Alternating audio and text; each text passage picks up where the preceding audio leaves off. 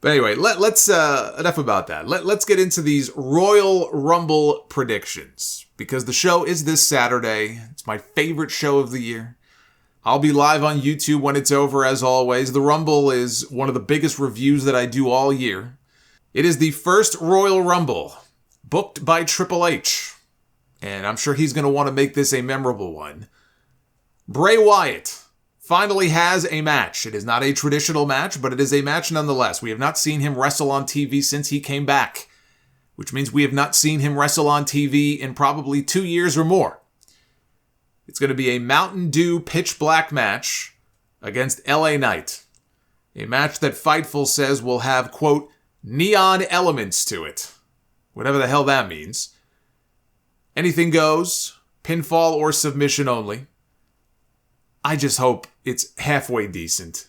You know, with Bray and these gimmicks, it can be very hit or miss. Yeah, you remember the Fiend matches? It was dark with the red light. I fucking hate that.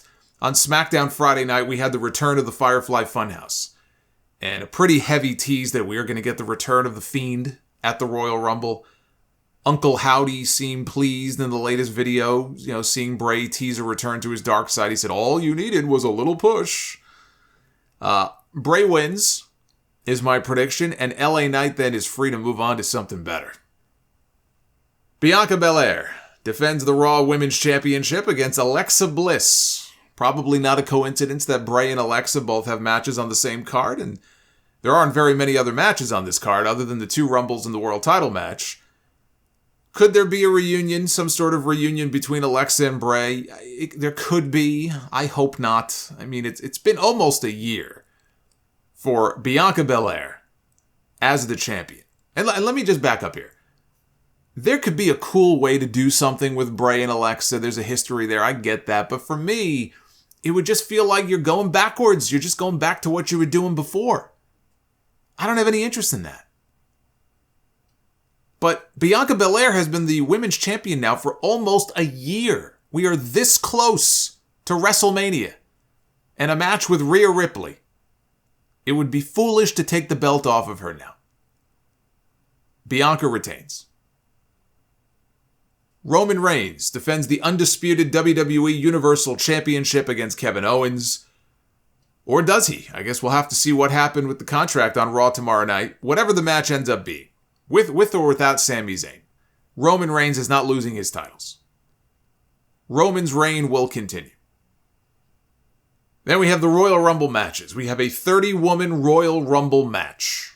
Rhea Ripley, Liv Morgan, Raquel Rodriguez, Candice LeRae, Shayna Baszler, and Zelina Vega are the only names confirmed so far. Yeah, but I just had a thought, by the way, just to backtrack a little bit here.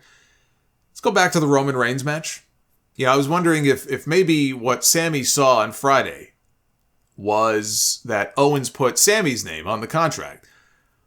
With all these rumors about them maybe wanting to split the titles before WrestleMania, it makes me wonder now if maybe that Owens, again, it's just a matter of signing it. I don't know what else he may have written on there. I don't know why he would have the power to do this, but what if maybe he wrote something in the contract to make it where it was some sort of match, one fall for one championship, one fall for another championship, and Sami was involved in the match. Could they use this as a way to split the titles before WrestleMania? I don't know. Just a thought. Anyway, back to the 30-woman Royal Rumble match. I mentioned the names that are in there so far. Those are the only names confirmed so far. I think we get Naomi in the Women's Rumble as a surprise entrant. I think we get Carmella back in the Rumble. I think Chelsea Green is going to be another surprise. And I think that we will see the return of Beth Phoenix. But Rhea Ripley is going to be your 2023 Women's Royal Rumble winner. And if she isn't, then she should be. Even with Beth Phoenix in the match, and Beth Phoenix, she'll be gunning for Rhea Ripley, I'm going to stick with Rhea as my pick to win the Women's Rumble. Now on the men's side, here are the names that we have confirmed so far. Kofi Kingston, he was the first man to declare. Seth Rollins, Bobby Lashley, Austin Theory, Ricochet, Santos Escobar, Omos, Rey Mysterio, Gunther, Braun Strowman, Baron Corbin, Sheamus, Drew McIntyre, and Cody Rhodes. So that leaves 16 spots open. The Rock does not seem very likely. I think Stone Cold Steve Austin is way more likely than The Rock is as a surprise Rumble entrant. That was my number one prediction for 2023, is that we would hear the glass shatter in San Antonio, and Stone Cold would BMF walk his way down to the ring, and that his elimination would set the stage for whatever his WrestleMania match was going to be. Now, here's a theory for you. If LA Knight loses to Bray Wyatt, and I'm sure he will, he may then pop up in the Royal Rumble. He could eliminate Steve Austin. Or Austin could eliminate him, and then he eliminates Austin. Basically what Austin did to Bret Hart in 1997. Funny enough, in that same building where he screwed him. I think we get Brock Lesnar back in the Royal Rumble, right? It's getting close to WrestleMania season. You know Brock's going to be back soon. If he's wrestling Bobby Lashley again at Mania, then they'll eliminate each other. If the match is Lesnar and Gunther, which has been rumored, and Gunther has done media saying that it's his dream match, then we'll get our first interaction between the two of them. I think we're going to see Edge back in the Rumble, especially if we get Beth Phoenix in the Women's Rumble. I think Edge will be in the Men's Rumble. I think Matt Riddle is going to be back in the Rumble. We know he's out of rehab. Originally, WWE said he would be gone for 6 weeks. I think it's been longer than 6 weeks now. So I think he'll pop up in the Rumble. I think Matt Cardona will end up being a surprise entrant in the Rumble. I don't know if it'll be under that name or as Zack Ryder. I'm not sure. It was very weird the other week when I saw that he was filing for the trademark on the Zack Ryder name, which I assume WWE, still had the rights to. I don't know what that's all about. But I think Cardona will be a surprise entrant in the Rumble. Pat McAfee, I think, is going to be another surprise entrant in the Rumble. He should be back any week now. I think Dominic Mysterio is going to eliminate his father.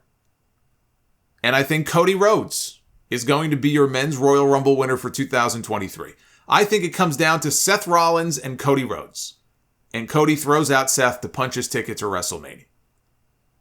Now, Fightful had a report out stating that WWE is leaning towards more non-traditional surprises for this year's Royal Rumble matches. I hear that and I get worried because my mind immediately thinks celebrities. Bad Bunny and the like, which we've already seen before, so I'm hoping that's not it. I think that would be very lame. Maybe a non-traditional surprise is more of a Forbidden Door type of thing. Last year, it was Mickie James as the Impact Knockouts champion appearing in the Royal Rumble, although they announced that in advance.